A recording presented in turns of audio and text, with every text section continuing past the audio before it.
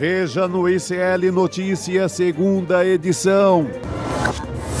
Sonegadores na mira da PF. Mega operação contra a Refit faz governo pressionar Hugo Motta a pautar projeto contra devedores de impostos.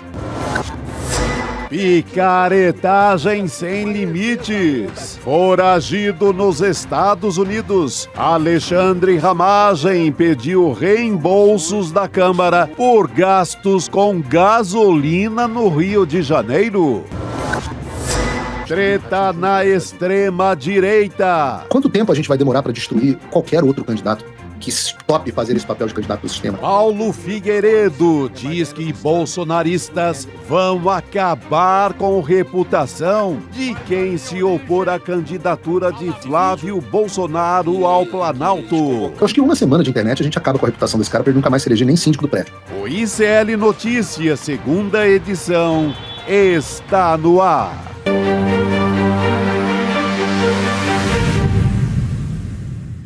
Olá, boa tarde, seja bem-vindo, seja bem-vinda. O ICL Notícias, segunda edição, está começando. Estamos ao vivo em todos os nossos canais. Nesta quinta-feira, dia 27 de novembro de 2025, nossa formação dessa quinta-feira já está completa. A nossa mesa redonda. Boa tarde para você, Juliano Medeiros. Boa tarde, Gabi. Chico Sá, meu amigo, boa tarde para você. Boa tarde. Também. Hoje contamos com a presença luxuosa. Diretamente de Belém. Professor, depois da sua expedição amazônica, né? Então... E já para falar de desmandos na área do meio ambiente. Nossa, hoje dia é um dos triste, assuntos. viu? Dia trágico para o meio ambiente no Brasil, viu, gente? Cara, esse congresso, o que puder, usa-se muito aquele lema lá de congresso inimigo do povo. Às vezes eu tenho dúvida, porque o congresso deveria, né, ser o amigo 001 do povo. Mas essa gestão do Hugo Motta e do Alcolumbre, em algumas ocasiões, ela veio para castigar o povo brasileiro mesmo, né? É só a favor de banco, bandidagem, sonegador de imposto, por aí, tudo por aí. Esse é um dos assuntos que a gente vai tratar aqui ao longo do N2, falando sobre esses vetos do presidente Lula, a Lei Geral do Licenciamento Ambiental, né, que o Congresso Nacional não só ignorou, como também derrubou alguns desses vetos, dezenas, na verdade. Depois a gente vai falar sobre isso, aproveitando porque Juliano Medeiros, para quem não sabe, né, é um especialista em meio ambiente, estava na COP, semana passada entrou junto com a gente aqui no Uni2, então sabe do que está falando. Sabe tudo. Tem em detalhes inteirinhos só com Juliano Medeiros. Fundamental, aliás, para vocês aprenderem mais sobre o que foi discutido na primeira semana da COP30, mas também teve uma mega operação, assunto aqui primeiríssimo que a gente vai tratar no programa, do grupo Refit, né, dono da antiga refinaria de Manguinhos, muita gente conhece assim, lá no Rio de Janeiro. Foi dezenas também de empresas do setor de combustíveis. Hoje esse grupo foi alvo de uma mega operação. A gente traz a manchete na nossa tela também, você pode ler a matéria do nosso site. No total são 190 alvos, a gente está falando de pessoas físicas e empresas que estão direta ou indiretamente ligadas a esse grupo, que é comandado pelo empresário Ricardo Magro, é considerado o maior devedor de ICMS do estado de São Paulo, o segundo maior do Rio de Janeiro e um dos maiores da União, só para a gente ter uma ideia do tamanho. O cara é bom em não pagar o que deve. Impressionante. Em resumo é isso, Chico, em resumo é isso, porque tem um prejuízo, segundo os investigadores, informações que a gente tem até o momento sobre essa mega operação. Aliás, tem muita coisa que está sob sigilo, mas tem um esquema aí que causou um prejuízo de 26 bilhões de reais. E a gente está falando da União dos Cofres Estaduais e também federal. Esse é o tamanho do prejuízo. E quais são, assim, as principais suspeitas, né? Esses alvos da operação, eles são suspeitos de fazer parte de uma organização criminosa e de praticar crimes. A gente está falando de crimes contra a ordem econômica e tributária e lavagem de dinheiro também. Até o momento, a nossa reportagem, o ICL, entrou em contato com a Refit, mas a gente não teve retorno. É uma operação, uma investigação que atinge diretamente aquilo que o Haddad vinha alertando há algum tempo, né? Sobre os sonegadores, sobre o devedor quanto mais, Chico. E é uma história, hoje eu li quase tudo sobre isso, é um esquema tão sofisticado que sai o combustível, depois o dinheiro dele vira imóvel, depois o dinheiro vira uma conta no exterior, que volta para o Brasil, que tem outro titular. Então é um labirinto, como todos os craques na arte de lavar dinheiro e de sonegar impostos fazem. É um labirinto para quê? Para não pagar imposto, para lavar dinheiro. É uma carnificina com dinheiro público, porque o que não é pago deixa de ser aplicado na saúde, principalmente, na educação e várias outras coisas. E é uma operação que envolveu Polícia Federal, Receita Federal e também as secretarias estaduais e Ministério Público dos estados. Então, é uma operação gigante. Agora eu pergunto, quem não sabia, eu falo das autoridades de São Paulo, principalmente, quem não sabia que esse Ricardo Magro, que essa Refit, é isso? A fama deles de sonegador, assim, é pública. Uhum. Qualquer técnico, hoje eu falei com um auditor de Receita de Estado aqui em São Paulo, a velha fonte, assim, e eles, cara, todo mundo sabe desse nome. Não se ia atrás para valer por conta de proteção política. Como também na questão dos impostos federais, não se ia atrás por questão de proteção política. Tem lá lei no Congresso esperando, como a lei do devedor quanto mais, por exemplo, esperando para ser votada. Só hoje o Hugo Mota acordou, porque foi relacionado a um jantar em Nova York com essa gangue aí. Para aplacar o constrangimento que ele sofreu com a notícia de que ele participou de um banquete em Nova York. Exatamente. Ele anda muito irritado porque ele está sendo associado à proteção a esse tipo de bandidagem. Teve um outdoor essa semana na Paraíba, em Campina Grande, que fez muito sucesso por lá, que é associando o Hugo Mota a toda essa bandidagem. Ou seja, não é nada de calúnia, não há calúnia nisso. Realmente há uma proteção do Congresso a esse povo. Ele entrou na justiça para tentar barrar esse outdoor. O juiz não deu ganho de causa a ele, mesmo ele sendo presidente da Câmara. Ou seja, ou os caras acordam no Congresso e começam a notar que a população está, de fato, vendo a turma inteira como protetora de bandido. Sabe, tem que fazer isso hoje, amanhã. Parece que hoje ele deu uma acordadinha, né?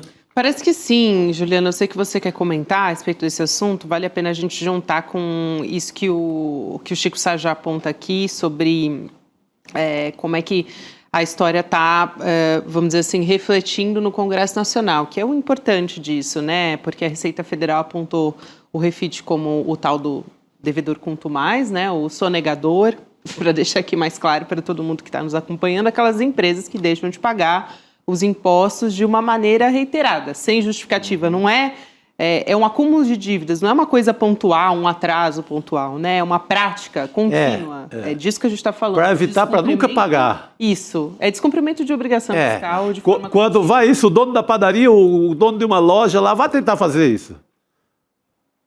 Pega o dinheiro na fonte e ainda pega uma cana. Isso é importante, Chico. Para quem está nos acompanhando, ter noção do tamanho do esquema é o seguinte. Claro. Primeiro, é uma refinaria, a primeira refinaria privada do Brasil. Não é gente que está mexendo com Bitcoin, com algum produto que não tem um valor real por trás, não é mercado financeiro. Nós estamos falando de gente que refina combustível e vende combustível. O lucro da Refit, eu levantei isso aqui agora há pouco, em 2024 foi de 400 milhões de reais. Caramba! 400 milhões de reais, quase R$500 bilhão, o lucro líquido da companhia. Ou seja, venderam muito mais, pagaram todas as despesas, pagaram os fornecedores, pagaram os funcionários, sobrou 400 milhões. Não é uma empresa pequena, gente, é uma grande empresa. E como é que eles faziam o esquema? Eles criaram mais de 50 fundos, onde eles iam desviando os recursos para se livrar de obrigações tributárias na transferência dos recursos. Colocavam nesses fundos, os fundos deixavam de ser a Refit oficialmente, e os fundos pagavam fornecedor, os fundos pagavam por imóvel, os fundos distribuíam lucros. E lembram que no começo do ano havia uma pressão do governo do presidente Lula para taxar os fundos exclusivos? Sim. Para ir para cima desses fundos pouco transparentes que existem no mercado? E quem estava contra a taxação desses fundos? O Centrão. O Centrão liderado por Arthur Lira, por Hugo Mota, por Elmar Nascimento. Então a coisa vai se encaixando, porque quem financia o Centrão são esses empresários. São os empresários que têm alguma obrigação com o Estado brasileiro. Tem um amigo meu que fala assim, quando você paga um imposto, o empresário paga o imposto e acha caro, esse meu amigo diz assim, quando eu tenho um amigo que é empresário que paga imposto caro, fala, se você está pagando alto é porque está faturando alto. Se está pagando bastante imposto é porque está ganhando bastante dinheiro. Essa turma quer ganhar bastante dinheiro, não quer pagar imposto nenhum. E tem as costas quentes. Porque quando a Câmara dos Deputados impede que se avance o debate sobre a taxação dos fundos exclusivos ou sobre a lei dos devedores contumazes, o que está fazendo é protegendo essa turma. E essa turma tem muito poder, a gente fala muito do agronegócio, fala muito do mercado financeiro, mas lamentavelmente também na indústria, e a indústria é muito importante para o país, porque país sem indústria não gera salários bem remunerados, não tem posição estratégica no mundo, então tem indústria muito importante. Mas até na indústria a gente tem picaretas como esse Ricardo Magro, que pode ter desviado 26 bilhões, gente, é dinheiro que não acaba Pelo mais. amor de Deus. Isso é orçamento de vários ministérios. Exatamente. Orçamento de um daria ano. para fazer com esses bilhões. Aí você pega a árvore, eu ia falar árvore genealógica, mas isso é usado para quando é parente, né? Mas usando uma árvore da corrupção, quem está lá pendurado na árvore do Ricardo Magro? O Eduardo Cunha, o Ciro Nogueira, o Hugo Mota, no mínimo, vai para jantares e almoço com essa gente. Não só jantares, viu, Chico? A gente vai... Não só jantar, né? Vai além do jantar. Cama, mesa e banho, né? Como dizia antigamente. Não fica só no jantar. Então, é essa turma que protege. Aí eu pergunto, o Hugo Mota, o Ciro Nogueira, o Tarcísio de Freitas, aqui como governador de São Paulo, um lugar onde reinou a maior sonegação do mundo. E não é de hoje. Vem desde aquele caso da Ultrafarma. Esses caras não sabiam quem é esse sujeito? Sabe? Para andar por aí brindando em jantar em Nova York, no maior romantismo do mundo. Pois é. Isso você faz com sua namorada, com sua pretendente, com seu amor, com o amor da sua vida, com sua mulher. Não com o sonegador. Se você faz isso com o sonegador, alguma coisa tem. Alguma coisa Só tem. para a gente ir por partes aqui, primeiro, tem esse projeto de lei que atinge diretamente essa questão que a gente está discutindo aqui, porque cria essa figura do devedor contumaz, né, do sonegador, e aí impediria esses esquemas, por exemplo, esse do Grupo Refit, né, esquemas bilionários de sonegação de imposto. Esse projeto ele estava parado lá na Câmara desde setembro, porque a Câmara dos Deputados aprovou a urgência na tramitação, só que hoje teve essa mega operação e é uma espécie de pressão também. Claro que tinham pressões diversas de agentes políticos também. O Hugo Mota estava sendo muito cobrado e agora ele nomeou o deputado Antônio Carlos Rodrigues do PL como relator desse projeto. Ele anunciou um pacote antifraude também no setor de combustíveis. Foi De que partido? Repete o partido dele. É isso. Do PL. Do PL. Tá bom. Vai andar, né?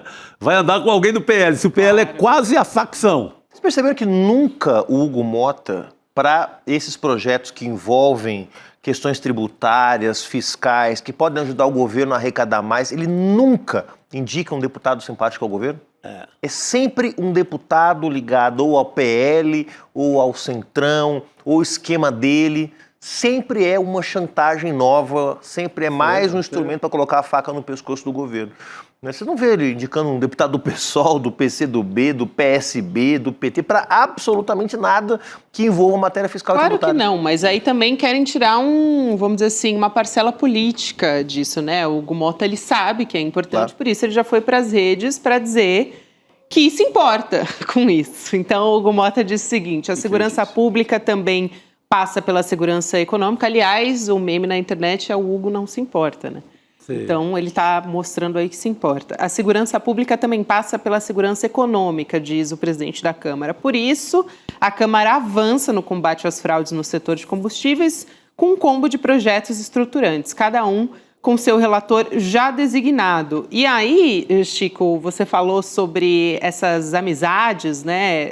Sim. Do Hugo Mota. Você falou que tem mais, né? Exatamente, assim, mais do que um jantar, porque o Hugo Mota, presidente da Câmara, foi a estrela de um jantar que foi oferecido lá em Nova York pelo Grupo Refit, Quem traz essa apuração é o Bernardo Melo Franco, do jornal O Globo. Esse jantar, que para trazer uns detalhes aqui para vocês, aconteceu há 6 meses, foi em maio, dia 12 de maio. Estava o dono da refinaria, o Ricardo Magro, outros empresários, políticos brasileiros também. Na época, a Refit já se sabia, todo mundo sabia, Sim, que era a maior sonegadora de ICMS do país. E o Hugo Motta documentou essa participação num relatório oficial. Ele fez um relatório oficial sobre essa viagem. Foi apresentado esse relatório para a Câmara dos Deputados. E olha só, neste relatório, a informação que nós temos aqui. Ele recebeu pouco mais de R$14 mil em diárias para participar dos eventos na cidade de Nova York. Então, ele viajou num jato da Força Aérea Brasileira, usou a viagem para defender, naquela época, o aumento do número de deputados, né? E depois isso acabou sendo vetado pelo presidente Lula. Mas a bandeira, naquele momento, era isso. Então, não foi só um jantar, né? Foi um passeio, foi quase que uma tour ali. Né? uma tour romântica com sonegador. Foi a primeira viagem internacional dele. Foi a primeira viagem internacional dele. Num podcast aí importante que saiu esses dias, relata a tentativa de encontro do André Esteves com ele. O André Esteves, que não tem boa relação com o Hugo Motta, porque apostou no Elmar Nascimento, foi até esse evento em Nova York para tentar conversar com o Hugo Motta. O Hugo Motta deu 15 minutos para ele se sentiu meio ofendido, parece que a coisa não ornou. Porque, veja, mesmo no mundo dos grandes empresários, os empresários fazem apostas, né? E no caso da Refit, parece que apostou bem, né? Porque não teve nenhuma dificuldade de levar o presidente da Câmara dos Deputados para um evento em Nova York para ser recebido aí como herói do setor produtivo. Bom, agora a gente entende por quê, né? O motivo tá claro agora, né? E não sabe nada sobre o Banco Master, ninguém sabe nada sobre a Refit. É impressionante, assim, né? Realmente são muito mal informados, né, os líderes do Congresso Nacional Brasileiro. Não sabem simplesmente que estão andando aí a tiracolo com sonegadores, criminosos, gente que está fraudando o sistema financeiro. Outro nome que apareceu, Juliano, nessa história foi o do Jonatas Assunção. Número, vamos dizer assim, o braço direito, número 2 do Ciro Nogueira, quando o Ciro Nogueira comandava a pasta, né, como ministro da Casa Civil durante o governo Bolsonaro. Aí está o Jonatas Assunção, né, que já teve o nome alcançado nessa operação da Refit. Ele é ex-secretário executivo da Casa Civil, portanto, o braço direito do Ciro Nogueira naquela época. Vice-ministro, né? Para quem não exatamente. Equivale a um vice-ministro da perfeito. Casa Civil, que é o ministério mais importante do governo. Olha qual é o papel que ele desempenha no Grupo Refit, né? O papel de executivo encarregado de relações governamentais e institucionais do emaranhado de empresas reais e fictícias do Grupo Refit. Já falei aqui como ele foi o braço direito do Ciro Nogueira, né? O vice-ministro, como disse o Juliano, e também ele foi chefe de gabinete do Braga Neto, Exatamente. do Walter Braga Neto, que já está preso há algum tempo pela trama golpista. Essa coluna do Luiz Costa Pinto, que está no portal agora, você pode ler lá agora, ela é assim, mais do que ela é pedagógica, Puxa didática, os fios, né, Chico? Tem toda a rede ali como funciona. Aconselho a leitura para ficar entendendo muito dessa mutreta. É isso, como não dá mais para roubar a Petrobras, como eles fizeram lá atrás, agora estão desviando o dinheiro. E aí você entende por que cada vez que chega no final do ano, o debate sobre orçamento, começa essa histeria do mercado e do Centrão pedindo para o governo cortar. O governo tem que cortar, o governo gasta demais, é Bolsa Família, é pé de meia, é mais médicos, tem que cortar. E aí você entende, você que está nos ouvindo, que o problema do governo não é de despesa. É óbvio que tem uma ou outra despesa que poderia ser melhor gasta, um investimento melhor aplicado, mas o problema do Estado brasileiro é de receita. O dinheiro que tinha que entrar não entra. 26 bilhões é muita grana, pessoal. Como eu disse, é mais do que o orçamento de... Agora está se falando, Chico Sá, de um rombo, aí já começa a histeria do mercado financeiro, um rombo de até 30 bilhões nas contas públicas esse ano. 26 bi é só a dívida de uma empresa. Uma só. Se essa empresa pagasse o que deve, não precisaria mais falar em rombo e o Congresso Nacional, que está sempre querendo fazer ajuste fiscal em cima das políticas sociais, não teria argumento porque o nosso problema, como já foi dito aqui, não é de despesa, é de receita e está claro quais são os interesses que estão por trás. Né? Exatamente.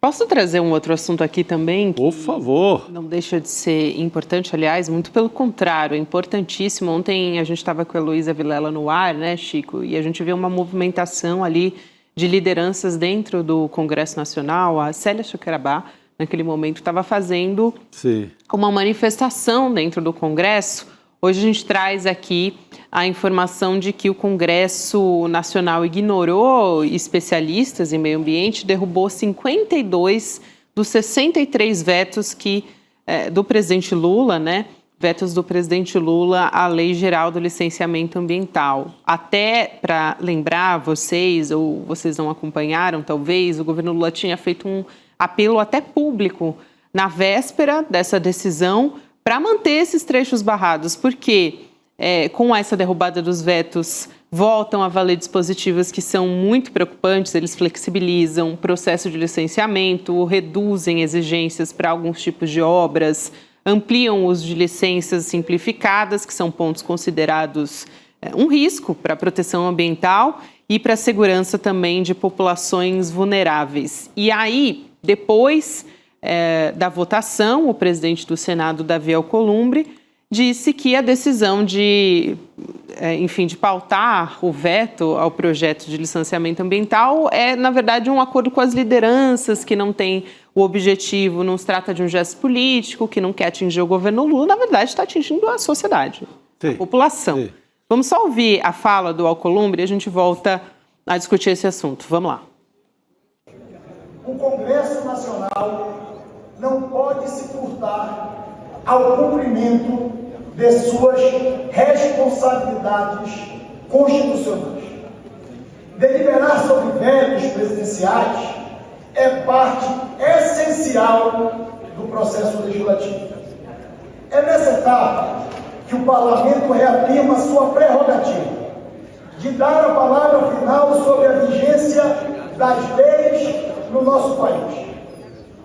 Qualquer tentativa, repito, qualquer tentativa de transformar isso em disputa política desconsidera o papel institucional do Congresso Nacional.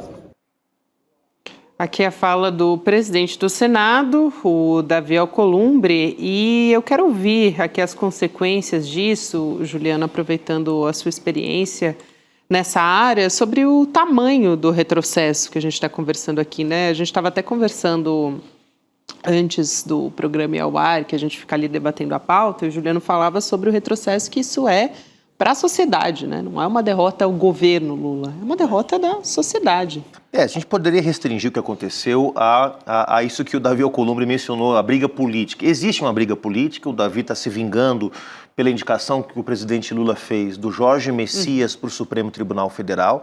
Ontem já aprovou aí uma mini pauta-bomba com aumento de gastos na área social, então até aí não vou nem criticar porque está garantindo mais direitos para os agentes comunitários de saúde. Aliás, é ótimo o projeto. O projeto é bom. Eu sou a favor desse projeto. O projeto é bom. Mas aí, claro, voltando ao tema da histeria do mercado, aí o mercado fala, nossa, o Davi Alcolumbre aprovou uma pauta-bomba, mais direitos para as pessoas, só que ele sabe que na prática isso gera um problema para o fechamento das contas do governo no final do ano.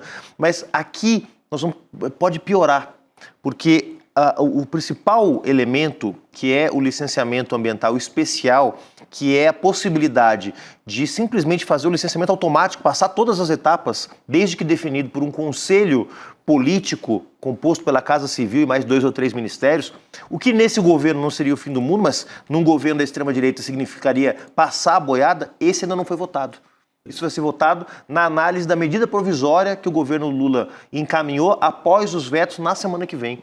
Então, hoje passou boa parte da boiada. 52 de 63 vetos do governo foram derrubados com vários retrocessos para os povos indígenas, para consulta às comunidades, para atribuições do próprio IBAMA e dos órgãos estaduais também, né? Então, tira atribuições do IBAMA, joga para secretarias estaduais, atribuições que deveriam estar na escala, no âmbito federal, mas para piorar, a pior parte, que é o licenciamento ambiental especial, ainda vai ser votado porque o presidente Lula tinha vetado e tinha enviado uma medida provisória né, aprimorando essa medida e ela ainda pode ser piorada na semana que vem. Então, e tem um elemento que é fundamental, pessoal. A COP terminou faz uma semana. Nós estávamos aqui no ICL uma semana atrás, direto de Belém, comentando a importância da COP, os avanços e limites desse processo mundial de debate sobre a crise climática.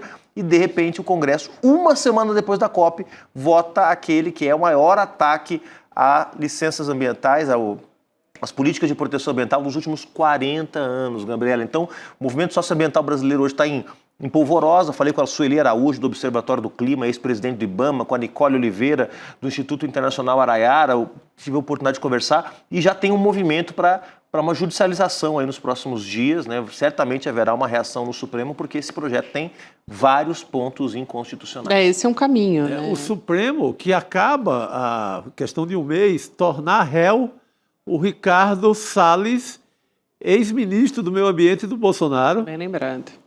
O famoso... Exatamente frase, por conta né? dessa De passar boiada. por conta dessa bandalheira toda. Contrabando de madeira, desmatamento, escambau. Poxa, os caras vão e passam de novo a boiada que o Ricardo Salles já tinha tentado passar.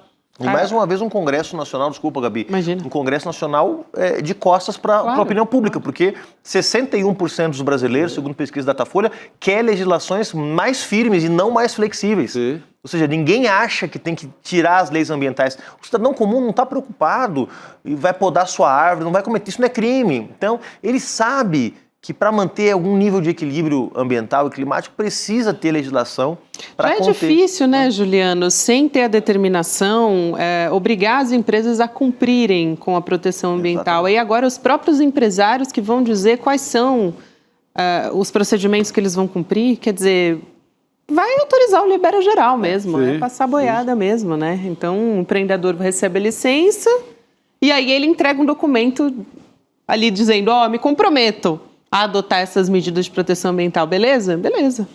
E é isso. Por aí. Fica por isso mesmo. E ao invés da prevenção, o governo vai ter que investir em punição. Mais uma vez a lógica punitivista, né? Ao invés de você ter uma boa política de análise técnica para ver se aquele empreendimento vai ter impactos socioambientais ou não, o que vai acontecer? Vai ter um empreendimento, vai gerar um impacto, depois você vai ter que entrar como bombeiro apagando um incêndio, porque já vai ter gerado os problemas socioambientais que poderiam ter sido evitados se o sistema de licenciamento não tivesse sido desmontado. Então, voltamos à velha prática de enxugar gelo no Brasil, né, que é reparar o mal que foi feito. É isso. Juliano, a gente vai continuar discutindo esse assunto, meu querido, mas vou te liberar nessa Vim quinta-feira. até de verde para poder discutir esse Oh, tema muito adequadamente e amanhã estamos de volta. O professor voltou afiado da COP. Afiadíssimo. Melhor do que Ainda nunca. Bem, ainda Um bem. abraço, pessoal. Até amanhã. Sorte Até nós amanhã. ter Juliano na bancada num dia como hoje. Rodrigo Viana vai fazer a troca aqui de craques na frente. Aqui acontece tudo ao vivo, né? Então a gente tem a troca dos jogadores, né? Dos craques. Levanta a placa. Eu estava recebendo as instruções do professor ali, tá na vendo? beira do Recebendo. gramado. Professor Ricardo Gouveia. Professor Ricardo. Você é Te craque, orientando. rapaz. Fazer o que você sempre faz. Entrar e fazer seu gol. Entra, faz o gol e resolve. Aí. A gente vinha falando O sobre... nosso Tupanzinho. Quem é corintiano vai entender talismã. a piada. Excelente. A gente vinha falando... Bom, a gente tem que ter aqui um pouco de leveza, porque realmente esse assunto aqui é para deixar a gente bastante, assim, revoltado, né, com os impactos ambientais que a gente deve ter a partir dessa derrubada dos vetos. E o pessoal da Paraíba, aqui quando eu falei do outdoor lá de Campina Grande contra o Mota, que tá pegando assim no estado inteiro, tem uma boa campanha para não reeleger o Hugo Mota. Tô falando Deputado. no Poxa, o cara é eleito pelo povo do sertão da Paraíba, lá de Souza. Uma belíssima de uma votação. O que o cara faz? Jantar com banqueiro, jantar com uma bandidagem que não quer pagar imposto, jantar em Nova York com sonegador. Nada pelo povo do Nordeste, por exemplo, nada. Na hora de votar alguma coisa boa para o Nordeste, ele não tá. Ou ele derruba. Então, não dá para reeleger um cara desse. Seria genial, hein? Seria genial, seria uma bela de uma resposta a essa. Como o Ciro Nogueira também, se elege pelo Piauí, o que ele faz? Todo dia está aqui na Faria Lima com banqueiro para criar medidas que tiram dinheiro que poderiam ir para o Piauí. Gente, não pode mais votar nesse povo, não dá para votar nessa gente. Então, é melhor o Ciro Nogueira tentar se eleger em Santa Catarina, mais um, né? Vai ser deputado por Santa Catarina e passa o dia na Faria Lima, aí tá certo. É. Mas se elege pelo Piauí e quer... Aí, qual o papel dessa gente? É não deixar chegar recursos à sua região, porque na prática eles estão eliminando isso. Não, A Faria Lima não quer aumento de nada de programa social, de nada desse tipo. Então, poxa, para que votar num cara desse? O mais esperto dessa turma, o Arthur Lira, teve ontem lá na assinatura da isenção de imposto de renda. Você viu o que ele falou no ato, Gabi? Ele falou, não, o presidente Lula já sinaliza para outras medidas importantes que provavelmente virão no 4º mandato do presidente Lula. Arthur Lira, já sinalizando...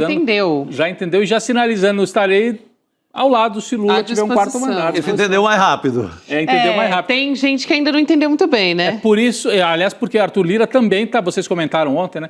Aparece em 4º lugar nas pesquisas para o Senado. Eu falei, Souza, é Patos, na verdade. Patos é a cidade do Hugo Mota, no interior da Paraíba, né? Souza é a terra dos dinossauros e é maravilhosa. Isso.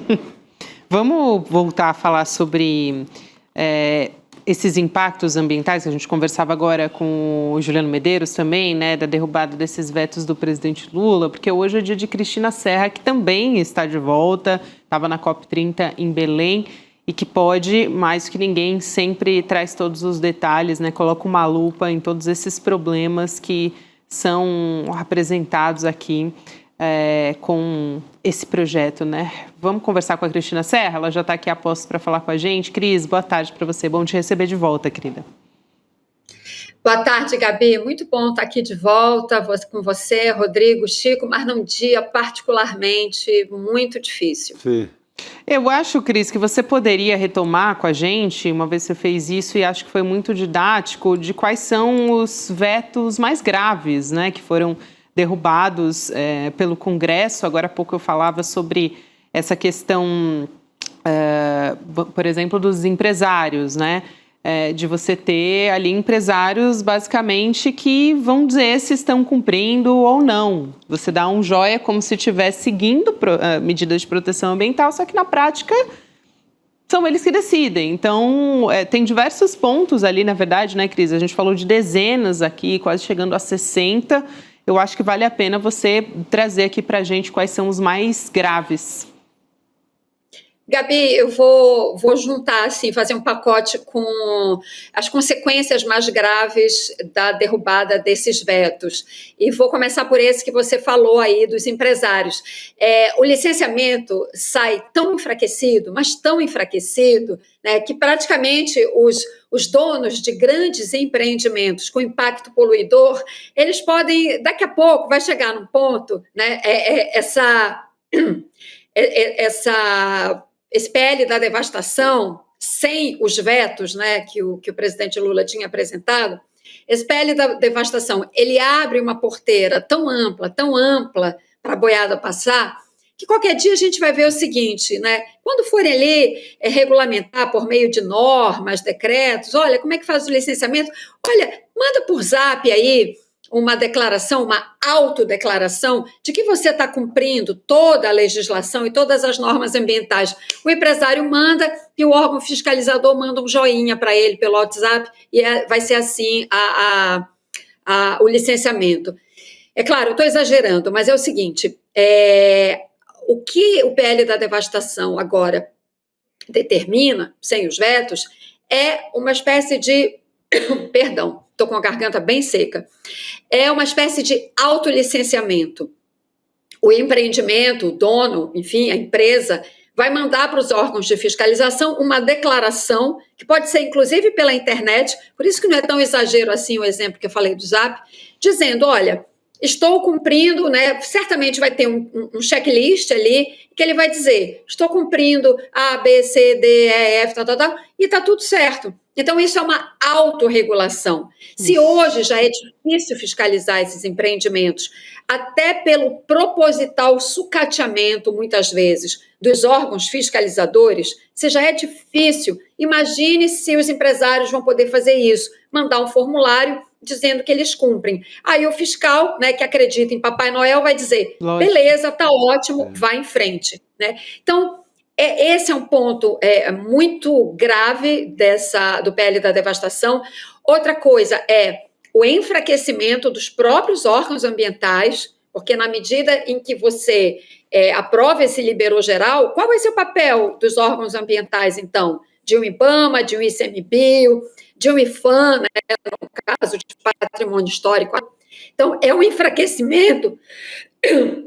Perdão, gente, eu voltei bem detonada da COP30. É um enfraquecimento, em geral, do papel do Estado. É um enfraquecimento também de um instrumento muito importante que foi criado ao longo dos anos, né, que é a consulta popular para aquelas populações que são atingidas por esses empreendimentos com potencial poluidor. É um enfraquecimento também. Esse PL da devastação, ele atua em várias frentes. Ele enfraquece também os instrumentos de proteção de um bioma específico do Brasil, que é a Mata Atlântica, que é o bioma mais devastado do Brasil, que tem uma lei específica de proteção, que é a Lei da Mata Atlântica. O PL da devastação enfraquece artigos da Lei da Mata Atlântica. Então, ele se espraia de tal forma, né, que ele produz um retrocesso de mais de 40 anos, que foi quando começou exatamente no ano de 1986, em janeiro de 1986, quando o Brasil estava saindo da ditadura, entrando na democracia, voltando para a democracia. Esse é o marco inicial da legislação sobre licenciamento ambiental no Brasil. É de janeiro de 1986. Por isso que eu sempre enfatizo, não existe proteção ambiental sem democracia. As duas coisas andam juntas. Na ditadura, não tinha proteção ambiental. E aí era aquele liberou geral, né? Que resultou, por exemplo, lá na tragédia de Cubatão.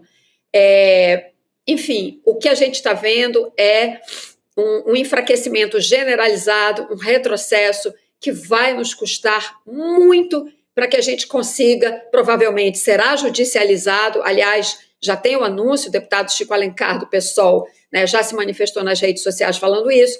Então, vai para o Supremo, vai ficar aquela discussão, né, por muito tempo, vai nos custar muito recuperar essa legislação. Enquanto isso, as pessoas morrem. Na vida real, os defensores do meio ambiente e dos direitos humanos que andam juntos morrem, os povos indígenas morrem, são atacados e os biomas destruídos. É um dia muito difícil, um dia de luto que a gente vai transformar em luta daqui para frente. Dificílimo, Cris. Importante você colocar dessa maneira. Até o Juliano Medeiros falou sobre a possibilidade de judicialização, que é um caminho que os especialistas, enfim, ONGs e diversos especialistas em meio ambiente vão tentar tomar a partir de agora para tentar reverter isso de alguma maneira. Agora, eu quero trazer aqui um outro assunto também, virar a pauta para a gente falar do Alexandre Ramagem. Hoje a gente ficou sabendo a apuração da nossa reportagem aqui do ICL, que ele tem quase que uma capacidade de estar em 2 lugares ao mesmo tempo. Vocês ficaram sabendo disso, gente? Porque mesmo ele está nos Estados Unidos, todo mundo sabe disso aqui, a gente trouxe informação sobre isso no dia em que o Platô, né, o Guilherme Amado, na verdade, nosso ex-colega aqui do ICL, trouxe essa reportagem de que ele foi visto nos Estados Unidos, com imagem, com tudo. Mesmo estando lá, ele solicitou reembolso à Câmara dos Deputados, Ramagem é deputado, por gastos de gasolina no Rio de Janeiro. Olha que curioso, essa é a reportagem do jornal Globo, apuração do Bernardo Melo Franco. Só que a Câmara dos Deputados, né, o regimento da casa não permite, na verdade, que outras pessoas, que terceiros usem esses benefícios. Sim, porque poderia dizer, foi um assessor, né, que abasteceu, não é? Exatamente. Não pode. Não pode. Ele quis imitar o dom de Santo Antônio, né, que estava em Pádua e em Lisboa ao mesmo tempo. Daí o milagre, daí ele ser canonizado. Pelo que eu sei, ele não tem nada de Santo Antônio. Não. Nunca havia distribuindo pão com os pobres, fazendo nada, nenhuma ação desse tipo. Acho que não é o caso. Não é o caso. Tem mais proximidade com a turma do enxofre, né? Com a turma Totalmente. do demônio. Agora, o que a gente sabe é que a reportagem do ICL entrou em contato também com o gabinete do Ramagem, que, aliás, está também impossibilitado de votar agora por decisão do Hugo Mota. A gente quer saber quando isso vai adiante, né? Impossibilidade de votar, eu acho que é o mínimo. Mas não se manifestou o gabinete do Alexandre Ramagem a respeito disso. Cris, agora, interessante, né? Ele está nos Estados Unidos e alguém supostamente pedindo reembolso para alguém, não sei quem, reembolso de gasolina, de combustível no Rio de Janeiro. E não pode, né, como vocês falaram, porque o reembolso de combustível é exclusivo para uso do parlamentar. Os assessores até podem ter algumas despesas cobertas pela verba parlamentar, mas não o combustível. Olha, esse caso todo do Ramagem, né, é um escândalo tão grande isso. Como é que esse cara sai, fica votando, né, participa das votações lá de onde ele está, ou seja, camuflando a ausência dele? Como é que ninguém notou? Como é que ninguém percebeu? Que desenvoltura é essa? Que facilidade é essa de sair do país dessa forma, se instalar em Miami e fazer de conta que está ali na Câmara dos Deputados, sabe? A presidência da Câmara é que tem que responder sobre isso. Esse Hugo Mota disse que vai consultar a CCJ sobre o pedido de suspensão do mandato parlamentar. Tem que consultar o quê, gente? O cara está condenado pelo STF, com trânsito em julgado. Só resta uma coisa a fazer, é colocar o nome desse sujeito na Interpol e pedir a extradição dele. Agora, ele foi mais inteligente do que Zambelli, né? Ele foi para os Estados Unidos. A Zambelli foi para a Itália, está lá presa, né? E a qualquer momento ela volta para cumprir a pena aqui. Nos Estados Unidos, de fato, né, com as relações próximas do Trump, do governo norte-americano, com a família, com a familícia Bolsonaro, né? Talvez a gente tenha dificuldade, a justiça tenha dificuldade, né, de conseguir a extradição e para trazer esse sujeito para cá para cumprir pena, né? Então ele fez tudo. A verdade ele deu um baile, né? Ele deu um baile na justiça, né? E está lá agora debochando do judiciário brasileiro e de todos os brasileiros. Tem a revista Fórum trouxe ontem uma informação que eu acho assim, muito importante. O Ramagem, ele exerceu um cargo de muita relevância. Cuidava das informações sigilosas, das informações estratégicas do país. Ele tinha, inclusive, um computador em casa com todas essas informações. Ele, com muita facilidade, ele consegue ficar nos Estados Unidos com proteção, inclusive com remuneração do Estado norte-americano, da Casa Branca, por conta dessas informações. O Kleber Lourenço fez uma reportagem no SL Notícias também, Chico. O Kleber também, o Kleber também trouxe o assunto. Eu talvez esteja confundindo as fontes. O Kleber Lourenço no ICL, eu citei a Fórum porque também é outro belo meio de comunicação. O Kleber já trabalhou lá, na confusão das assinaturas. E essa informação do Kleber ela é muito importante porque, gente, se eu chego nos Estados Unidos, se eu tenho mapeamentos de minerais no Brasil, se eu tenho informações estratégicas, eu vivo lá pro resto da vida. Sim. Se você trabalhou em serviço de informação de qualquer país, mesmo você sendo ali do 5º escalão, você se emprega, não só nos Estados Unidos, você se emprega como espião em qualquer lugar do mundo. Pode virar uma moeda de troca. Isso não é só romance policial do João Le Carré, não. É verdade, você se emprega em qualquer lugar. Claro, Chico. Então, ele vai com a vida muito fácil para lá.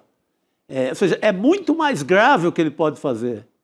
Entregando as informações. Documento, material sigiloso, informações. Pode ser um X9 de luxo. Exatamente. Eu acho fundamental, Cris, diga. É outro traidor da pátria, igual o Eduardo Bolsonaro. Não só pela condenação na trama golpista, mas também por esses documentos sigilosos que pode apresentar para o governo Donald Trump. E, inclusive, existe um questionamento, Gabi, como ele levou o chip da Câmara dos Deputados e participou de votações de lá, questionando se essas votações são legais ou ilegais. Ou se pode anular, inclusive. Pode levar à anulação. Há pedidos para levar à anulação de algumas das votações das quais ele participou. Aliás, tem informação de que o Eduardo Bolsonaro participou da derrubada dos vetos hoje, né, da sessão de hoje. Sim. Também pode levar a questionamento jurídico sobre essa sessão também, né? É muita safadeza, né? O cara continua votando. Sim. Ele votou em 132 propostas remotamente. O Ramagem. E a Dalpiva, até para trazer informação completa sobre isso, porque saíram mais detalhes, né, que a Juliana apurou, ele pegou um voo de Brasília, o Ramagem, para Boa Vista. Isso aconteceu no dia 9 de setembro. Vamos lembrar que o resultado, a condenação saiu no dia 11 de setembro. De lá, o Ramagem cruzou a fronteira com a Guiana e depois ele continuou participando de todas as deliberações da Câmara. Então, a gente está falando aqui de uma quantidade importante, né? De 132 propostas, a apuração do Kleber Lourenço, essa quantidade. Foram 24 sessões com essas 132, né? Esses votos em 132 propostas. Então, não só continuou votando, como também ainda o Hugo Mota não decidiu o que vai fazer, né, sobre a perda de mandato do Alexandre Ramagem, o que é, assim... É muito frouxo, né?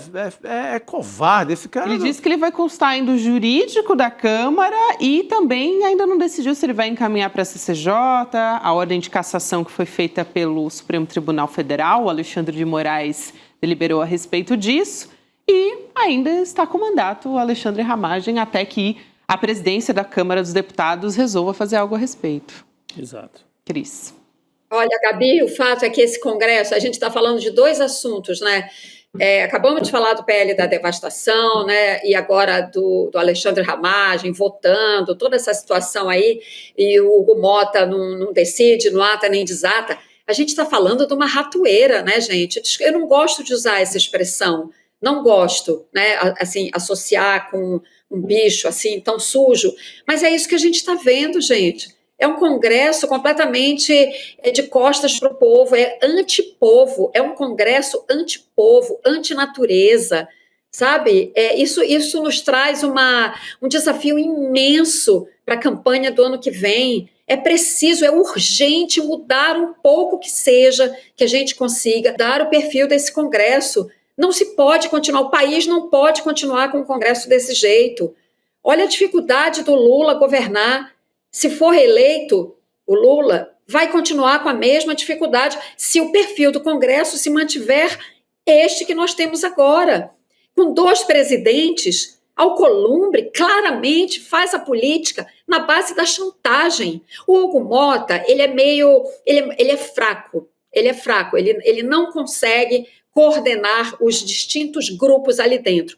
Ora pende para um lado, ora pende para o outro. Quem puxa mais, ele fica, né, pendular. O Alcolumbre não.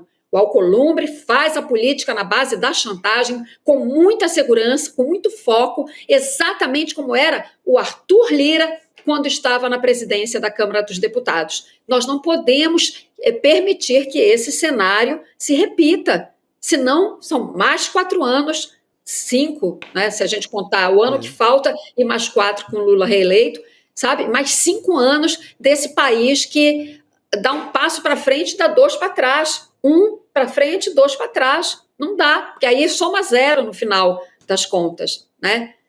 A gente tem que encarar isso. Exato. Muito bom, excelente, Cris. Aliás, a gente estava falando aqui agora há pouco do Eduardo Bolsonaro também, que é né, Rodrigo, que apareceu aí numa votação e que é necessário ver o que vai ser feito. Aliás, o Hugo Mota também não fez nada a respeito disso. No Conselho de Ética, colocou um amigo do bolsonarismo e do próprio Eduardo e não foi para frente. Então, ele continua lá nos Estados Unidos livre para fazer o que quiser, inclusive articular contra o Brasil. Mas, informação que a gente tem é que o Paulo Figueiredo, que é um parceiro também do Eduardo Bolsonaro e que tem feito essas articulações, participou dessas articulações contra a economia brasileira e em prol também de medidas que foram contra o Alexandre de Moraes, por exemplo, o Paulo Figueiredo disse que o bolsonarismo vai destruir a reputação do Ratinho Júnior, do Caiado e de qualquer um que ousar não apoiar o Flávio Bolsonaro. Tem uma fala dele para a gente entender melhor qual é o contexto dessa história e quem ele está tentando atingir, na verdade. Vamos lá assistir. Mas quanto tempo será que a gente vai demorar para destruir um Ratinho Júnior pelo resto da vida? Quanto tempo a gente vai demorar para destruir qualquer outro candidato que tope fazer esse papel de candidato do sistema, Caiados da vida? Quanto tempo? Eu acho que uma semana de internet a gente acaba com a reputação desse cara para ele nunca mais se eleger nem síndico do prédio. Pelo menos não com voto da direita. Como que a gente acaba com a reputação? Com a verdade. Só expondo que a pessoa é o candidato do sistema. Não precisa de muito. Ele, inclusive, eu assisti o trecho anterior em que ele fala, ele cita aí Ratinho Júnior e Caiado, diz, né, se eles ousarem dividir a direita, nós vamos para cima e destruímos esses aí. Ele falou, Tarcísio eu nem cito, porque o Tarcísio eu acho que ainda é uma pessoa inteligente para saber que não vai entrar nesse tipo de bola dividida. Então ele está dizendo, ele está já colocando que o Tarcísio não seria esse candidato do Centrão por fora da família Bolsonaro. Deixa muito clara essa fala do Paulo Figueiredo, que fala em parceria sempre com o Eduardo. Sim. Daqui a pouco a gente vai trazer, né? O Eduardo fez uma fala defendendo abertamente o irmão Flávio como o candidato. Então, o Eduardo fez aí uma fala um pouco mais, não dá para dizer moderada, porque ele também é um extremista, mas o Paulo Figueiredo é que abre o jogo. E o que o Paulo Figueiredo verbaliza é uma verdade absoluta no submundo bolsonarista. Total. Pelo menos uma vez por semana, eu, por razões de ofício, por questão trabalhista, eu vou lá e dou faço um passeio no esgoto do bolsonarismo para saber o que eles estão pensando. É exatamente isso. Só que o Tarcísio já está um pouquinho mais sujo do que o Paulo Figueiredo fala.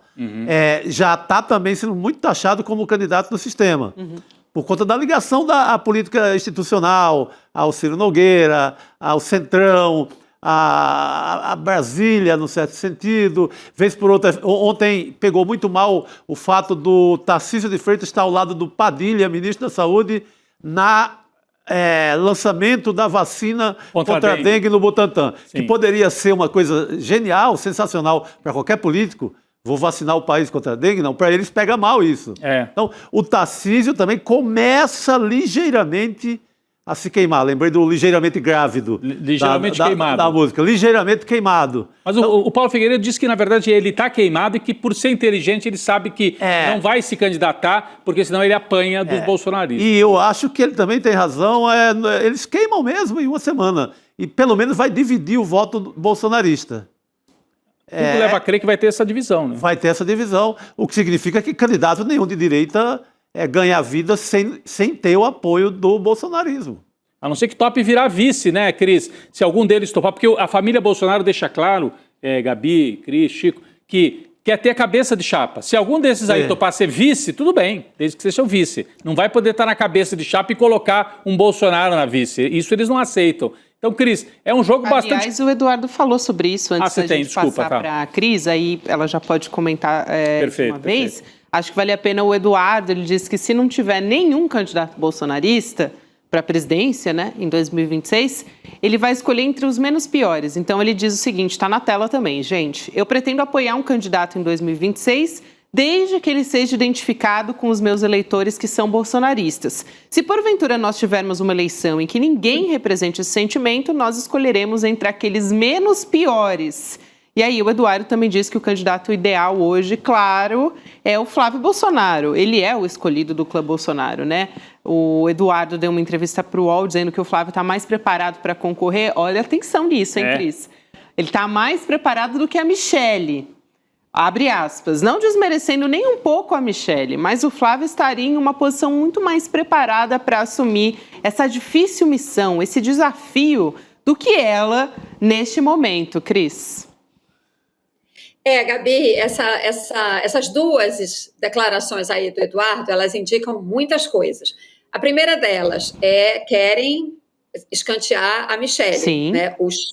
Os filhos, pelo menos os três mais velhos, querem escantear a Michelle, não querem que ela seja candidata, até porque tem problemas entre eles dentro da família, não gostam dela e vice-versa, etc. Agora você vê, é claro que eles querem, a preferência, o plano A, é um candidato da família, alguém com o sobrenome Bolsonaro, que agora, ao que tudo indica, é o Flávio. Só que eles não têm certeza de que conseguirão emplacar a candidatura do Flávio. Porque, assim, já tem muita gente que quer distância da família Bolsonaro, né? Muita gente da direita que quer distância da família Bolsonaro porque sabe que é tóxica, é uma família tóxica, né? E Bolsonaro está condenado, está preso, etc, etc. Mas, enfim, eles preferem o nome da família Bolsonaro. Mas você vê como é importante essa fala dele? Se não tiver, a gente vai ficar com aquele, com o menos pior, que tem alguma identificação com os ideais bolsonaristas.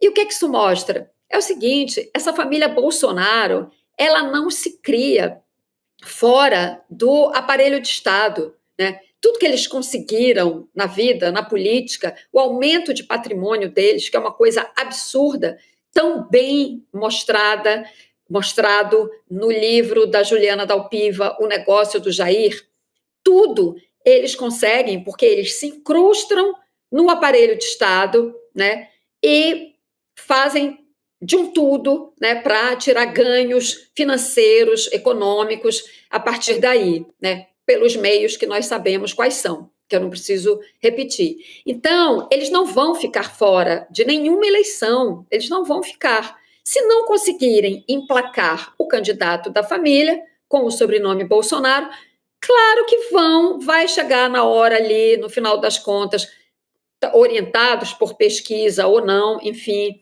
ou pela realidade, né? Se não conseguirem agrupar segmentos grandes e importantes da direita e da extrema-direita em torno do candidato da família, vão embarcar na canoa do candidato da direita e oferecer a eles a possibilidade de continuar tirando proveito, né, dessa colonização do aparelho de Estado. Então, agora, isso está cedo, de fato, para a gente saber o rumo que vai tomar, né? A campanha ainda está nessa fase, né, de definição dos grupos, dos espaços e etc. Agora, uma coisa sim, e isso de fato é o mais preocupante, é o que está na fala do Paulo Figueiredo. Em uma semana a gente detona o cara na internet. Sim, eles têm de fato poder para isso. Quando essa máquina digital criminosa, né, de assassinar reputações entra em campo, a gente sabe que ela pode sim fazer grandes estragos. Isso de fato é muito assustador para o cenário político-eleitoral de 2026. E aí, como é que esses políticos, né, tradicionais aceitam se submeter a uma chantagem pública dessa, né? Governador de estado, Ratinho Júnior, governador do Paraná, aceita que quem decide a candidatura dele é um neto de ditador que está morando escondido, acoitado, lá nos Estados Unidos. Quer dizer, quem comanda a direita no Brasil... É o Louro José da família Bolsonaro. É, o papagaio de pirata do Eduardo Bolsonaro. Louro José, muito bom, Gabi. O Paulo Figueiredo é o Louro José, com todo respeito ao Louro José. Com todo respeito. Mas ele faz esse papel. Então, como é que a direita tradicional chegou nesse ponto? Governador do Paraná, governador de Minas, governador de São Paulo se submetem a um sujeito desse nível, do Paulo Figueiredo. É quem manda na direita É quem manda. no Brasil. Depois de não só da condenação, mas da prisão também do Bolsonaro, eu acho que é uma desmoralização completa, né, Rodrigo? Continuar respondendo às ordens, né, do que o clã Bolsonaro quer. Eles entregaram esse bastão para o Bolsonaro em 2018, falaram, vai lá e ganha do Haddad, né, para derrotar o PT. E depois o Bolsonaro falou, tá bom, deixa comigo. Agora ele não quer devolver o bastão. A direita falou, não, devolve para a gente. Não. Agora é meu filho. Então é nesse ponto que nós estamos, no meio desse embate para saber se eles vão conseguir manter o bastão da direita com a família Bolsonaro. É isso, Cris. A gente se vê em breve, minha amiga. É bom ter você aqui com a gente de volta, viu? No N2. Valeu, Cris. De volta. Valeu, pessoal. Tchau, tchau. Boa noite. Cris. Aliás, só porque a gente está falando aqui do clã Bolsonaro, uma informação que saiu agora há pouco, nessa tarde, de que o PL anunciou a interrupção do pagamento dos salários das atividades partidárias do Bolsonaro. Chico, a gente sempre vinha falando aqui, né, sobre esse salário. Perguntava, tudo que era jurista da área eleitoral, a gente perguntava, pode continuar recebendo dinheiro público? Pois agora teve suspensão de direitos políticos. Só com a condenação eles tiraram. Mas aí, olha, porque tem a casa do Bolsonaro também é paga pelo PL, Ele vive, E ele tinha o candidato um contra a família contra o sistema só vive de dinheiro público, né? A vida inteira. Então, A vida paga pelo sistema. Né? não sei qual sistema eles são contra. É. Exato, aí a gente tinha um salário, né? O Bolsonaro ele ocupava um cargo, vamos dizer assim, de presidente de honra do PL, recebia um salário de R$42 mil do partido. Caramba, que moleza, hein? Pois é. E aí o PL, até nessa decisão, cita a lei dos partidos políticos, agora como ele tem a suspensão dos direitos políticos por decisão do STF, porque foi condenado e agora tem execução da pena, então perdeu o direito ao salário ali, e também foi uma decisão que foi uma reunião que a gente deu essa semana. Ainda vai levar 20 dias dos 42 mil, porque só foi preso em torno do dia 20, então vai levar ainda tem mais um salário. A preocupação dele é com esse pedaço. Dá pra pagar aí. umas contas de luz, né? De gás também, dá para pagar umas contas. Comprar uma máquina de solda nova. Isso. Exatamente. Verdade, é verdade. Essa semana teve reunião do PL, a gente até trouxe aqui no N2. Com o Guga Noblar. Com o Guga Noblar. O Guga Noblar estava ali na porta pegando os parlamentares pelo braço, né, na frente do PL, lá em Brasília, na sede. E ontem a decisão foi comunicada para o ex-presidente Bolsonaro. Então agora não recebe mais salário do PL, Chico. A família toda encostada no dinheiro público desde que o Bolsonaro sai do Exército e começa a vida pública como vereador no Rio. Aí vai chegando, aí bota o primeiro filho, depois o segundo, o terceiro, e aí coloca a Michele para receber do PL também. É todo mundo, cara, mamando. Agora são 4 filhos e a Michele. Todo mundo com verba pública. E o aluguel pago também pelo contribuinte brasileiro, porque também é o PL que paga o aluguel. Aquela casa do condomínio. Aquela casa paga pelo PL. Então, eles vivem disso a vida inteira, né? É isso. Sem falar nos empréstimos para comprar mansão, como o Flávio Bolsonaro fez, ao BRB. Que está complicadaço nesse caso do Master. O empréstimo ali de 6 milhões na época. Compra uma casa que dizem que vale 15, vai saber como comprou essa casa. É uma família que está toda no belíssimo livro O Negócio do Jair. De Juliana Delfim. É só conferir por lá. Vamos falar sobre uma operação que rolou em Santa Catarina. Hoje temos a Amanda Miranda aqui com a gente. Nossa, que bacana. Do CL, repórter também. Amanda, que prazer te receber aqui no N2, querida. Bem-vinda.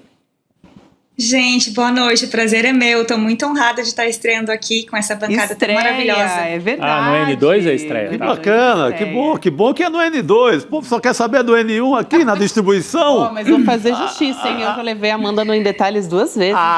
Você duas tem... vezes. O Em Detalhes tem isso. Já puxei a Amanda ali, agora a gente puxa você também aqui para N2. Que bom, Amanda. Mas a gente vai tratar de um assunto que a Amanda está acompanhando da polícia lá de Santa Catarina, policiais de Santa Catarina que fizeram uma operação hoje, né, Amanda? Hoje de manhã, na sede do Partido Unidade Popular pelo Socialismo, o P, lá no estado de Santa Catarina, a gente está vendo a manchete aqui na nossa tela.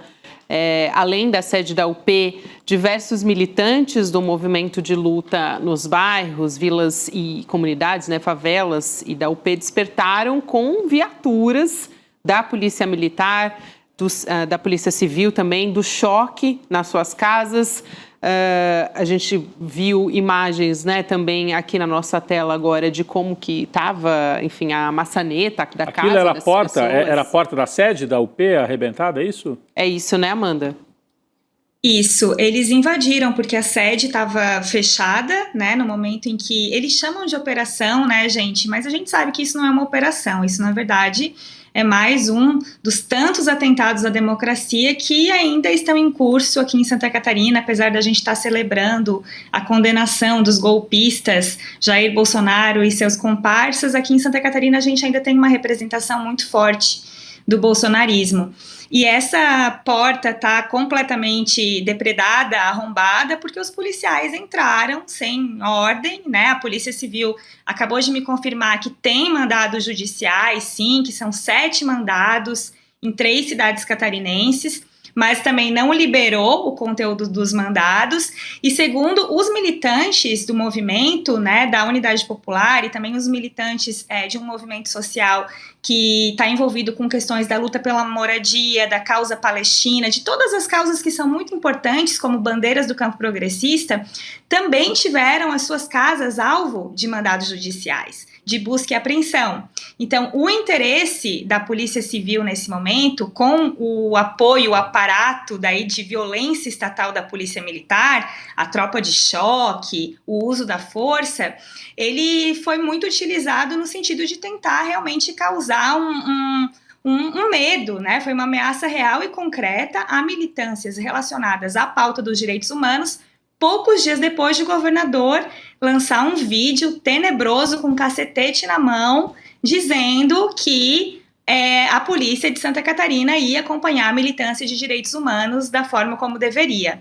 Então, é um caso muito grave, desde pelo menos, vocês acompanharam, né, em 2017 a gente teve uma operação policial muito traumática aqui em Santa Catarina no âmbito da Lava Jato, que tirou a vida do reitor da UFSC, o reitor Cancellier. Desde então, a gente não via um caso tão grave do uso das forças de segurança num atentado tão claro à democracia como o que aconteceu hoje. Ô Amanda, qual é a justificativa oficial, né, vamos dizer assim, porque é truculência, é mostrar, enfim, que é na base da porrada, é um pouco naquela linha do Cláudio Castro, só que aqui atingindo diretamente um ente político, né, e não ali foi no Rio de Janeiro, foi nas comunidades, no Morro do Alemão e no Complexo da Penha. Tem uma justificativa, assim, oficial, por que a sede da UP e outros militantes... Antes da Amanda responder, Rodrigo, posso trazer aqui o posicionamento, a nota, na verdade, né, do governo de Santa Catarina, que a gente tem aqui. A gente vai colocar na tela também, Amanda, e você pode se apoiar na nota para também trazer aqui as informações que você tem da sua apuração. Porque o governo de Santa Catarina diz que essa operação está investigando a invasão de propriedade privada por esses movimentos, especificamente na cidade de Itajaí. E a nota da PM de Santa Catarina é a seguinte: os alvos da operação são suspeitos de participação e liderança em um movimento que, segundo as investigações, utilizava o direito de manifestação para praticar atos que extrapolavam os limites legais. Aliás, Amanda, já devolvendo para você poder explicar melhor, essa ação está acontecendo um dia depois que o governador, o Jorginho Melo, ele publicou um vídeo segurando um taco de beisebol e falando também das ocupações do MST, não é isso? É campanha, né? Exatamente. As situações estão totalmente interligadas e até foi interessante o Rodrigo ter citado essa questão da operação, da chacina que aconteceu no Rio de Janeiro há tão pouco tempo, porque, na verdade, o nosso governador ele não tem condições de bancar uma operação como essa, porque isso contrastaria até com o discurso que ele próprio vende de estado mais seguro do país. Segundo ele, aqui não tem crime organizado, porém, a gente teve uma apreensão muito recente de uma carga de 7 toneladas de cocaína que saiu daqui do estado de Santa Catarina e não foi interceptada pela Força de Segurança local, né? Então, aí a gente já vê o grau de inversão de discursos e de narrativas sobre segurança pública que aparecem por aqui. Mas no caso dessa operação, Gabi, o que a gente vê na verdade, eles mapearam algumas ações políticas de militância sem nenhum rastro de legalidade da Unidade Popular, amparada por ativistas e militantes dos direitos humanos. E só para dar um exemplo para vocês, na verdade eu vou dar 2 exemplos. Um desses atos era um movimento nacional pelo fim da escala 6x1, que reuniu entidades no Brasil inteiro e teve uma repercussão aqui, coordenada pela Unidade Popular. Não teve nenhum tipo de violência ou de ato que levasse a um indicativo de que haveria alguma atitude de transgressão. Não foi nem perto do 8 de janeiro, gente. O 8 de janeiro, sim, foi um ato deliberado de atentado e de ataque à democracia. Ali era uma militância lutando por uma causa justa. E o outro foi uma ação que foi convocada por estudantes da Univale, que é uma universidade comunitária particular daqui de Santa Catarina, que os estudantes se organizaram para protestar contra a presença do Nicolas Ferreira, do deputado Nicolas Ferreira, na universidade para dar uma palestra num evento particular. E os estudantes tinham ali a bandeira do... como o Nicolas Ferreira, um negacionista, né, um homem machista num estado que tem índices grandes de feminicídio, vai ocupar um espaço de uma universidade que é um espaço de produção do conhecimento.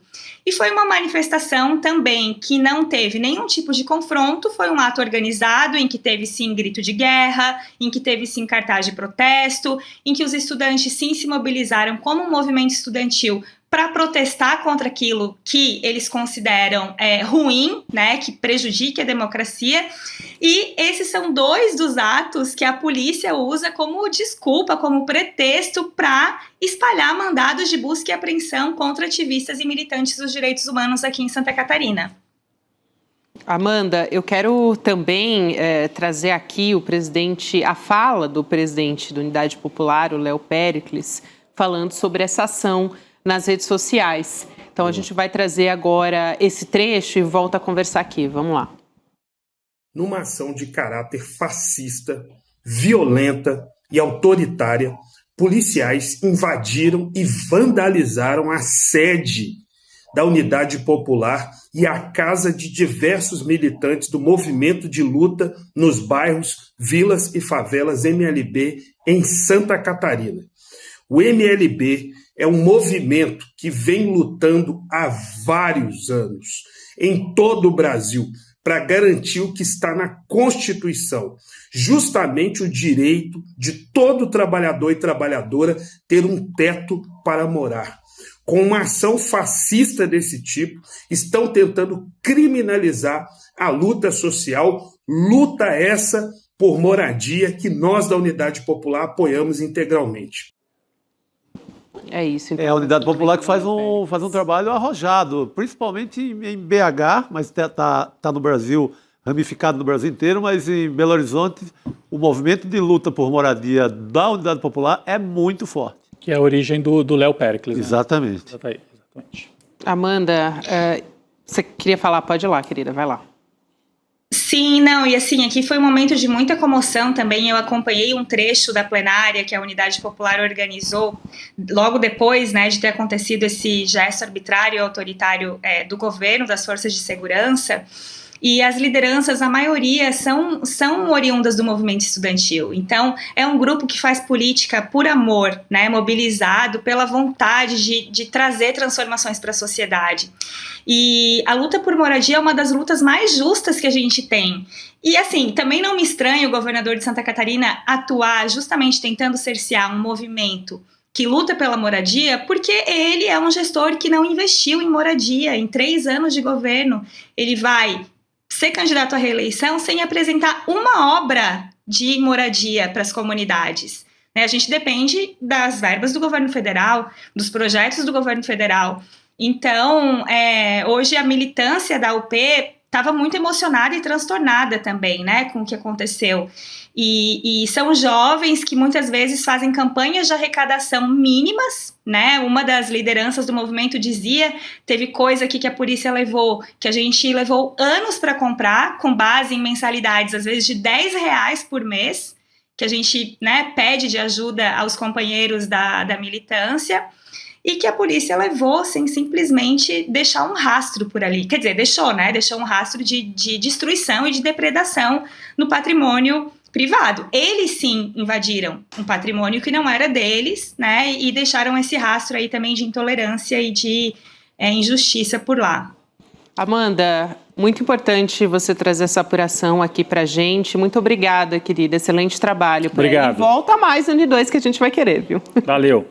Me chamem que eu estarei aqui. Espero trazer boas notícias em algum momento. A gente também Ótimo. espera. Estamos precisando de boas notícias. Amanda Miranda, nossa colunista, também repórter, trazendo informação aqui pra gente, apuração exclusiva. Aliás, Rodrigo, você acabou de mandar aqui no nosso grupo, a gente tem um grupo aqui do N2 que a gente vai mandando as informações. Ao vivo, né? Ao vivo. A gente vai colocar aqui na tela para vocês quem é que está dizendo que Jair Bolsonaro passou mal de novo, Rodrigo. É uma postagem de agora. Olha o horário ali. Pode deixar na tela, por favor. Carlos Bolsonaro, 5 horas e 25 minutos. Portanto, postou agora há pouquinho. Olha o que ele diz. Acabo de receber a informação de que meu pai acaba de ter mais uma crise acentuada que já vinha se arrastando. Os médicos foram acionados nesta tarde diante da persistência de soluços e refluxos, né, que começaram durante a noite e continuaram ao longo do dia. Ele não vai sobreviver, o sistema está assassinando de forma rápida e brutal o meu pai. O que fazer, meu Deus, diz dramaticamente Carlos Bolsonaro, Chico? Tá querendo já um hospital de cara, porque eu Rapidinho. creio que o Bolsonaro prefira, né, passar uma semana ali no hospital, porque pelo menos ele pode exibir as fotos, abrir o peito, mostrar todas as costuras. Então eu creio que estejam cavando um hospital o mais rápido possível. E depois uma domiciliar, né? Que é a grande obsessão deles, é essa. Vamos ver se vão conseguir, mas estão aí fazendo alarde que hoje ele teve que buscar atendimento médico durante esta tarde. Acabou de sair a notícia, Que Gabi. bom que os médicos estavam prontamente. Tem um plantão. Talvez tenham chegado mais rápido lá do que chegariam em casa, Com né? certeza, Chico. Com certeza. É uma observação que a gente vem fazendo aqui. O Bolsonaro está sendo acompanhado por uma equipe médica dia e noite. Hoje é quinta-feira, hein? Vocês sabem o que tem hoje? Às 8 da noite. 8 da noite. sim, Tem estreia aqui do nosso novo curso de pós-graduação, Teoria Crítica da Sociedade, a nossa primeira pós-graduação em Teoria Crítica da Sociedade do Brasil, que a gente traz aqui com exclusividade no ICL.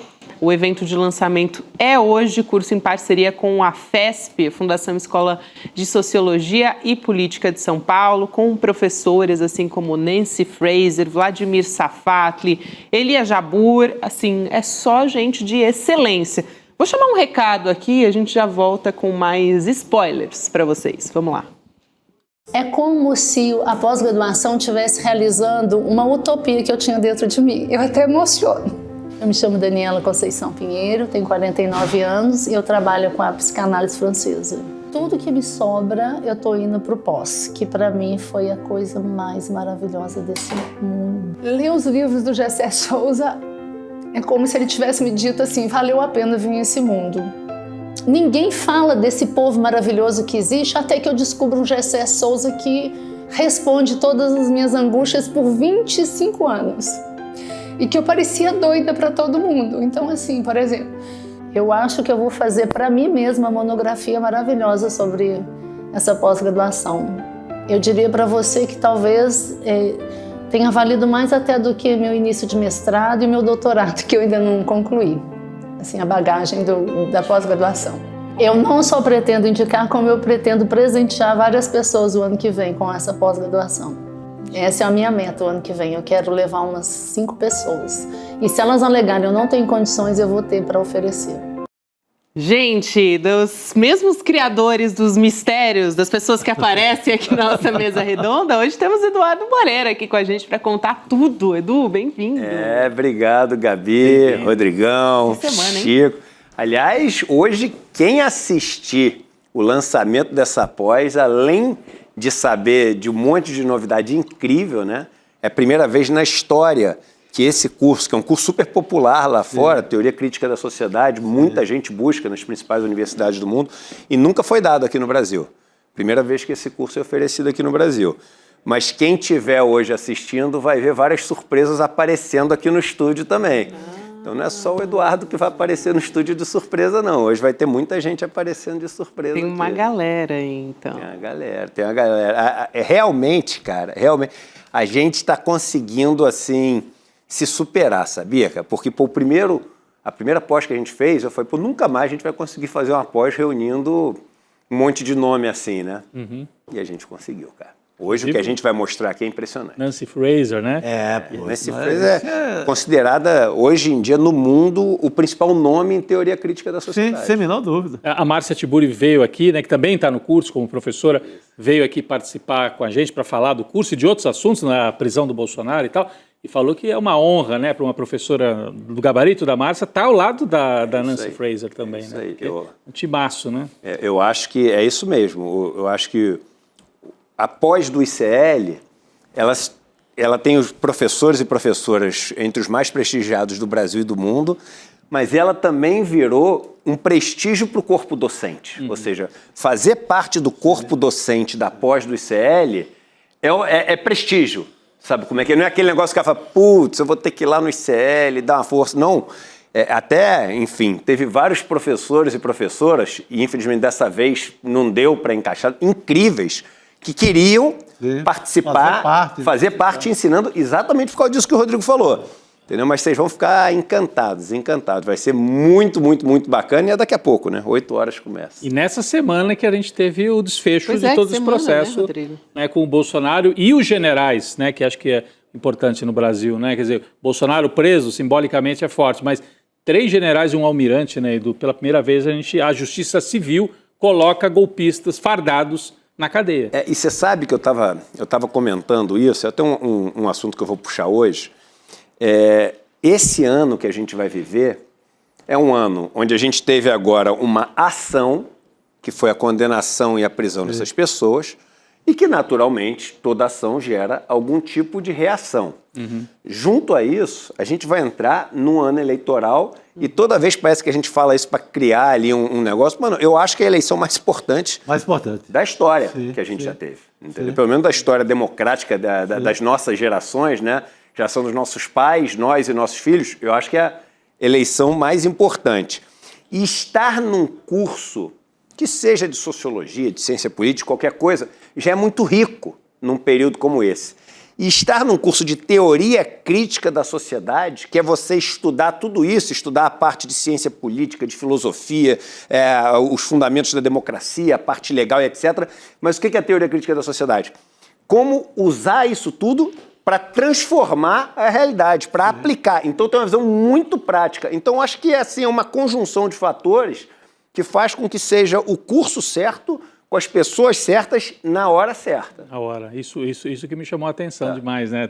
A abertura, né? Porque hoje o que você vai fazer é a apresentação do curso. Isso, né? Vou apresentar todos os professores, apresentar como é que vai ser a carga horária, quais vão ser as matérias, os módulos, e apresentar as condições também. E aqui, cara, é um negócio que é super bacana, que é o seguinte: a gente está oferecendo um curso com professores e professoras do nível que a gente está falando, dos melhores do mundo. Não é melhor do mundo, melhor do mundo mesmo, né? Não é uma expressão. Por um preço que, assim, é menos da metade do curso mais barato que tem aqui desses de pós-graduação Lato Sensu, que são oferecidos por INSPER, SPM, FGV, etc. Menos da metade do mais barato. Em relação ao mais caro, ele chega, porque tem, para quem já é aluno do ICL, tem um desconto extra ainda, ele chega a ser mais ou menos 1/10 do preço.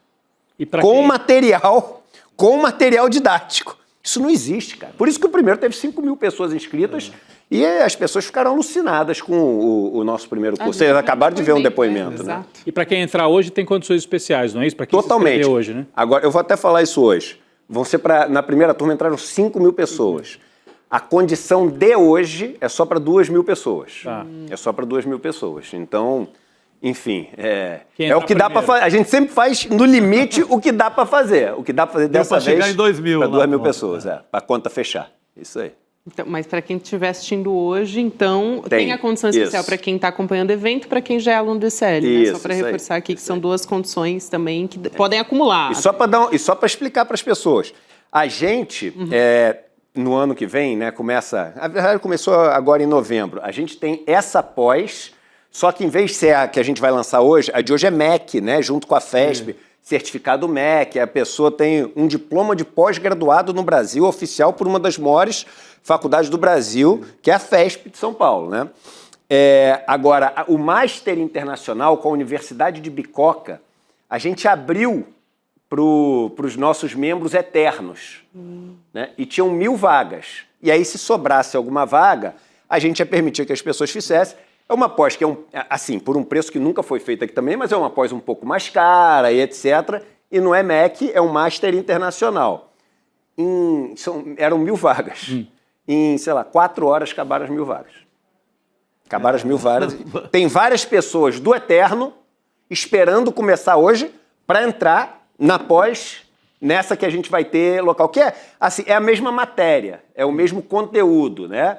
E os professores são quase todos os mesmos, Nancy Fraser, etc. O que muda são alguns professores italianos que não estão nessa e tem alguns brasileiros que não estão naquela. Mas só para dar dica para as pessoas que o Master acabou em 4 horas as vagas. Hoje deve acabar super rápido também. Então, se as pessoas estão interessadas ao assistirem, se gostarem do que vão ver, eu indico realmente aproveitar uma dessas 2.000 vagas aí. A gente fala bastante da Nancy Fraser, um outro nomão é o Álvaro Garcia Lineira, né? Isso. Que foi vice-presidente do Evo Morales e é um teórico do marxismo na América Latina, dos maiores, né? Respeitadíssimo na academia e no mundo da política. Quando teve aquele golpe contra o Evo Morales, entraram na casa dele, trucidaram a biblioteca. Ele tem uma das maiores bibliotecas, ou tinha, da América Latina e vai estar nas E além de toda a formação, é formado em matemática. Ah, eu não sabia, também em matemática. É formado em matemática, ou seja, o cara a gente chamava quando era mais novo, cabeçudo, né?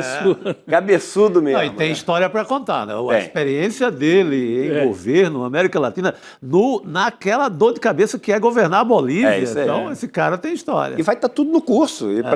Enfim, tem um monte de novidade que eu vou anunciar hoje, que as pessoas vão ver que vão poder fazer vários grupos de estudo, grupos de leitura, vão ter uma tutoria assim, online, ao vivo. Vai ser incrível, incrível, incrível. Muito bom. O Edu, aproveitando sua presença aqui, e a gente ouviu um trechinho aqui de uma aluna da primeira pós-graduação, lá no Despertar, para quem foi no Despertar, ouviu o depoimento desses alunos que estavam lá, né? Enfim, o pessoal estava realmente, assim, muito encantado com a primeira pós-graduação. Queria que você contasse um pouquinho disso para as pessoas que vão poder ter essa oportunidade agora nessa nova pós-graduação, né? Porque o curso é diferente, mas, enfim, já tendo essa primeira experiência do ICL. Você sabe, cara, assim, eu estou muito feliz e quando a gente fala isso, óbvio, sempre fica na cabeça das pessoas.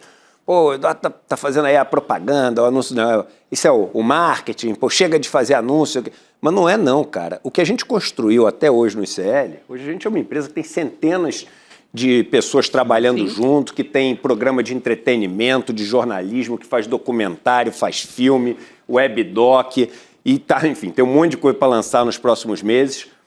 Eu consigo lembrar o lançamento de cada uma dessas coisas.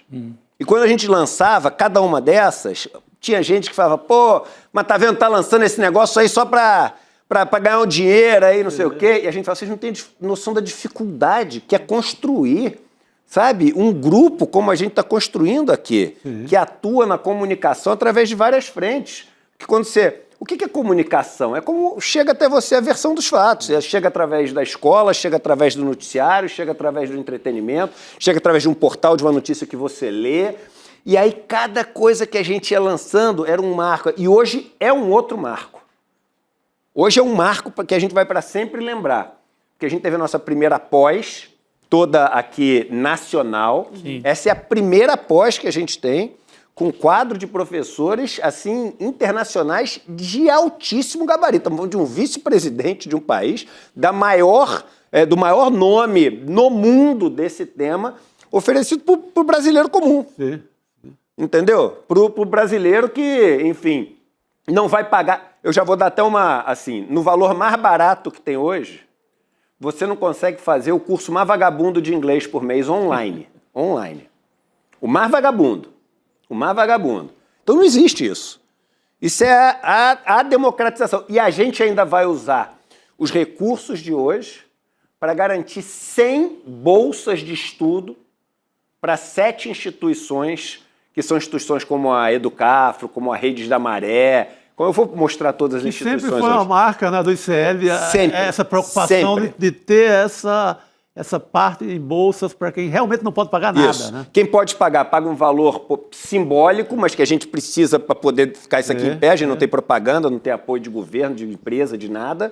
E quem não pode pagar, a gente sempre encontra uma maneira para, ou todas essas pessoas, como é o caso do ICL, todo mundo que pediu bolsa até hoje através das instituições parceiras recebeu. Nunca teve uma que foi negada, né? Ou quando são coisas que são muito mais complexas de dar bolsa, como isso, a gente sempre garante um número grande de bolsas dentro do limite que a gente consegue dar fechando a conta, né? Perfeito. Olha, chegou a hora. Vamos que vamos. Chegou a hora, a gente vai ter 1 hora aí contado no relógio, da pessoal dar uma respirada, né? Tomar um café, de repente jantar, se o pessoal já quer jantar. E voltar aqui para acompanhar as condições especiais. Tem um monte de gente no chat querendo saber. O povo já está animado. Eu sou eterno. Isso, não é E só uma coisa legal. Para todo mundo que é eterno, de graça. Isso é uma parada que as pessoas agora estão começando a entender o que foi o ICL Eterno. Quem é eterno pode fazer essa de graça. Aí, quando terminar essa no que vem, tiver outra, pode fazer outra de graça, e outra de graça, e outra de graça. Para o resto da vida, pode fazer uma pós-graduação por ano de graça. Fora todo o resto. O que a gente fez com o Eterno não existe. Essas 1000 internacionais com bicoca que essas pessoas estão fazendo, de graça. De graça, porque elas têm direito a uma Master Internacional. Então, assim, pode ser que do meio para o final do ano que vem, a gente até tenha que abrir alguns eternos a mais, porque, assim, tem que ter mais espaço aí dentro para as pessoas poderem entrar nessas vagas que a gente oferece, né? E tem muita gente que... Mas não existe. E detalhe, o cara do eterno, depois de fazer 10 anos de pós de graça, ele pode vender de volta o título dele. Então, a gente fez uma revolução, que o que a gente está fazendo não tem em lugar nenhum do mundo. Excelente, Edu. Parabéns. Vamos que nessa. vamos. Vamos de contagem regressiva, então? Bora. 8 horas, hein, gente? Valeu, gente. A estreia da nossa pós. Boa noite. Boa Amanhã noite. a gente está de volta. Até amanhã. Mas fiquem aí às 8. Fala pessoal, tudo bem? Leandro Demore aqui para dar uma notícia incrível. O ICL tem sua própria revista digital, a revista Liberta, um novo espaço de jornalismo profundo, crítico e com a nossa cara, feito para quem quer entender o Brasil e o mundo além da superfície. Na revista Liberta, você vai encontrar os maiores articulistas e colunistas com análise sobre política, cultura, atualidades e, claro, muito pensamento crítico. Esse vai ser o nosso espaço semanal de reflexão em profundidade. Faça agora mesmo a sua assinatura. Acesse icl.com.br/revista. E se você já é aluno ou aluna de algum curso do ICL, tem um benefício especial para fazer parte disso com a gente. Um desconto exclusivo para garantir a sua assinatura. Revista Liberta, é o ICL em profundidade. Olá, eu sou a Juliana Baroni e tô aqui para te fazer um convite. Toda terça-feira às 19 horas tem o Precisamos Conversar, um programa de debates feminino. A gente tem que ver, tem que analisar. Ninguém tá querendo defender causas. Elas defendem algo até a página B. Foi mais ou menos uma cama. Aqui no Instituto Conhecimento Liberta e também nos canais do Eduardo Moreira. Então, você não pode perder. Um beijo, até lá!